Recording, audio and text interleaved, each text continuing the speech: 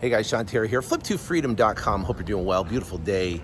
Actually a little overcast today out in Dana Point overlooking the golf course. All right, so here's the thing. How do you create miracles, right? Have you ever thought about that? How do you create a miracle in your life? Now, I don't know if you've ever needed a miracle before, if you ever wanted a miracle before, or maybe you need a miracle right now in your life. So what precedes a miracle, and how do you actually create a miracle? So the first thing is, and we learn this in John 2 of the Bible, and where Jesus turned water into wine. Well, the first thing, there's a couple things that had to happen preceding that miracle that we can actually implement and do in our lives. The first thing is that Mary had to bring the ask. It was basically an ask. Mary went to Jesus, and Jesus told him that there's, we're at this wedding, in Cana of Galilee, and we are run out of wine. What do we do?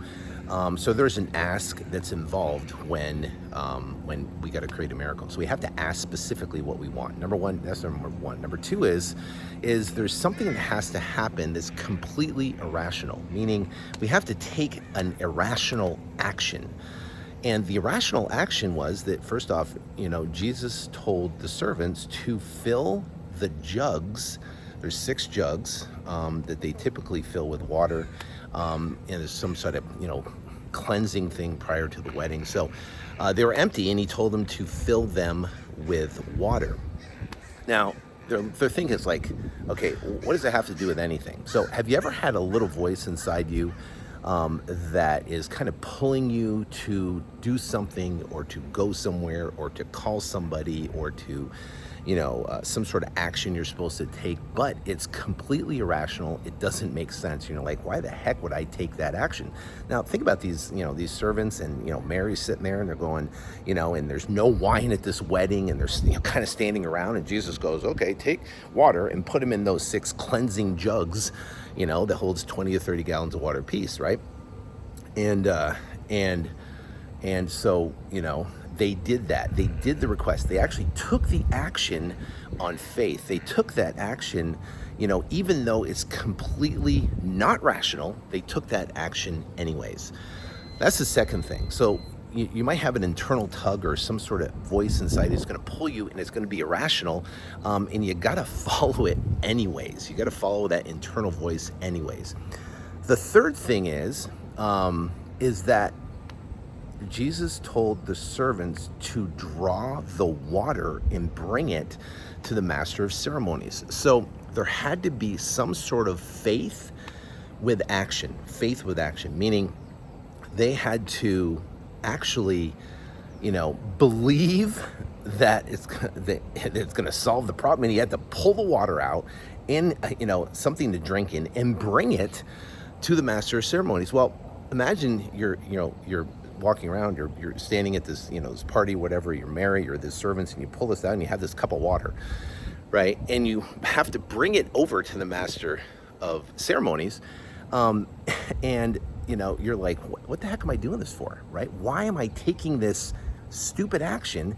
There's doubt, what doesn't make sense. Why am I bringing this thing of water over to this, this master ceremony? What the heck am I doing this for?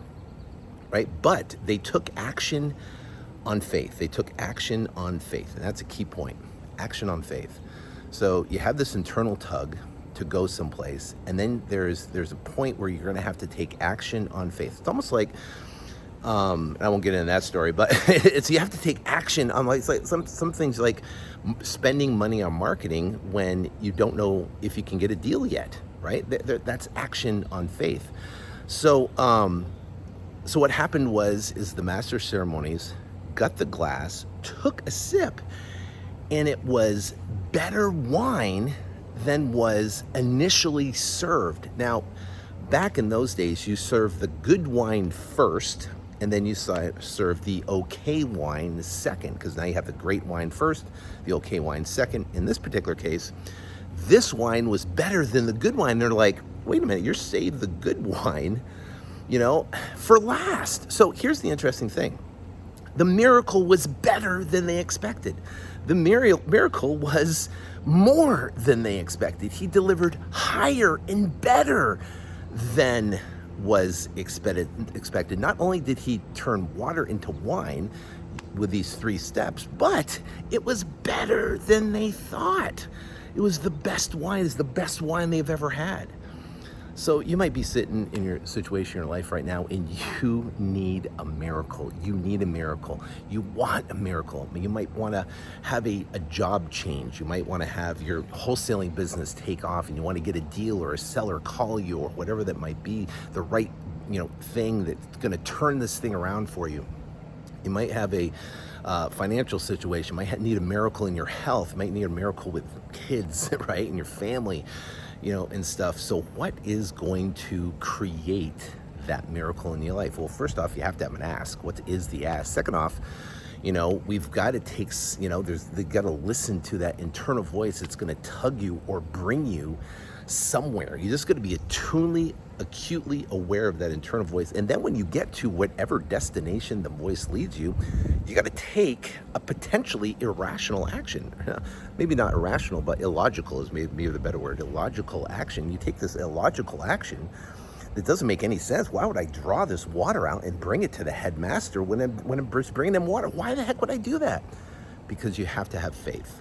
You got to have faith that action will turn into a miracle, and that's how miracles. And the problem is why you don't see a lot of miracles happen in the world, because first off, most people don't ask. Second off, people don't listen to their internal voice inside. And third off, they don't know how to take an illogical action because it doesn't make any sense.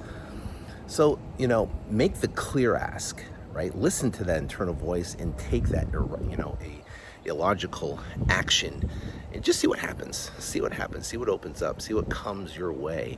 And I'll say a prayer for you that your miracle will come. Your miracle is around the corner. Your miracle is something bigger than you expected. Your miracle is going to be better than you expected, and your miracle is coming. Your miracle is right there, right now. And all you have to do is listen to the voice, take the action, and it's going to come to fruition for you. So pray that for you. Go out there, have a blessed day, and I'll talk to you soon. God bless. I can't take no loss, yeah. I don't even know what it costs, yeah. I hit the ground, then it go off, yeah. Hit the ground, then it go off.